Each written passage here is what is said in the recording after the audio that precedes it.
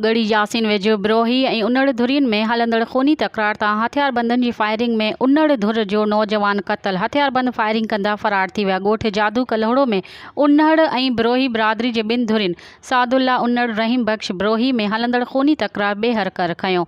हथियारबंदनि ॻोठ जादू कलहड़ो वींदड़ 15 वरनि जे नौजवान इमामुद्दीन उनड़ खे सोन वाह भरिसां रोके चिंची रक्षा में लाहे क्लाशनकोफ जा ब्रस्ट हणी थॾे ते क़तल करे फायरिंग कंदा फरार थी विया। इतला मिलण ते गढ़ी यासीन पुलिस वाक़े वारे हंधि पहुची मारिजी वियल नौजवान जो लाश खणाए गढ़ी यासीन अस्पताल आंदो, जितां पोस्टमार्टम थियण बाद लाश वाटसन हवाले कयो वियो।